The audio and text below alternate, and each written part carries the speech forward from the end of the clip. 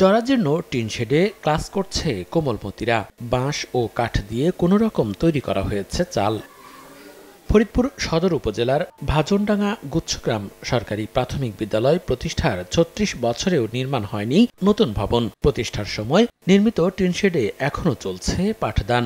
বর্ষায় দেয়াল ও টিন ফুটো হয়ে পানি পড়ে। আতঙ্ক আর ঝুঁকির মধ্যে দিয়েই চলছে বিদ্যালয়টির কার্যক্রম। এই কারণে দিন দিন শিক্ষার্থীর সংখ্যা কমছে বলে জানান শিক্ষকরা। সংশ্লিষ্টরা বলছেন, নতুন ভবন নির্মাণের জন্য কর্তৃপক্ষকে বারবার জানালেও সমাধান মেলেনি। ভবনটা যদি নতুন করে দেওয়া হয় সেক্ষেত্রে আমাদের এলাকার ছেলেমেয়েদের জন্য একটু ভালো হয়।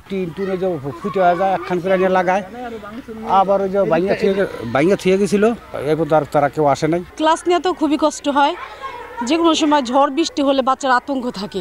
সরকারের কাছে দাবি রইল, সরকার যেন এটা অতি দ্রুত আমাদের করে দেয়। তবে শিগগিরই ব্যবস্থা নেওয়ার আশ্বাস জেলা প্রাথমিক শিক্ষা কর্মকর্তার। পিডিবি 5-এর কার্যক্রম শুরু হওয়ার সাথে সাথে ওখানে ভবন নির্মাণের ব্যবস্থা করার জন্য প্রয়োজনীয় পদক্ষেপ নেব। সদর উপজেলার ভূমিহীনদের পুনর্বাসনের জন্য ভাজনডাঙ্গা এলাকায় ১৯৮৯ সালে নির্মাণ করা হয় গুচ্ছগ্রাম। একই বছর পাশেই নির্মাণ করা হয় সরকারি প্রাথমিক বিদ্যালয়টি, যা ২০১৩ সালে জাতীয়করণ হয়। বর্তমানে বিদ্যালয়টিতে ৯৯ জন শিক্ষার্থী রয়েছে। সময় সংবাদ, ফরিদপুর।